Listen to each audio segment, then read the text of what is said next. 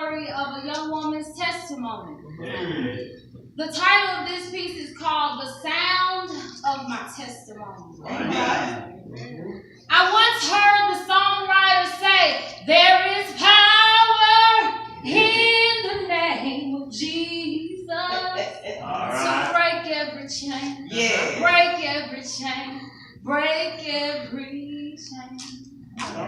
Yeah, I know, but life struggles are driving me insane. I'm in a foreign place, but it was for an appointed time. But it was long after I wrecked my mind spiritually, mentally, and emotionally. The Lord told me to move from that place and come on home.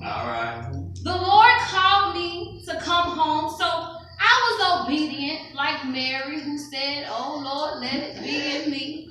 Now, there wasn't much security that lied ahead in the sense of employment, but I was coming home. And for me, that was all the security I would need.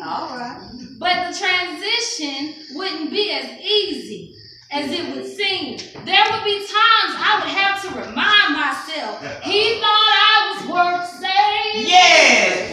Oh, and times I would have to not regret my decision because I would have to sing unto him, I never would have made it. Without you, I would have lost my mind. So when I go home, the Lord then blessed me with a temporary job, and it was a bridge that provided, like my God did for Eve, for Esther, for Ruth, those great women of the Bible. Then there was a job that offered opportunity, but it lacked purpose. Like Jonah, shut up in that well.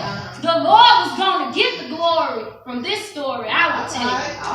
Oh, so after all that, I stand to you today to bring you the sound of my testimony through the blood that gives me strength from day to day.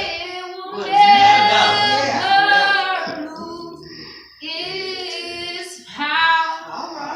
And after much prayer and a whole lot of wait, I embark on a new career opportunity. April 2nd at Brookwood Medical Center as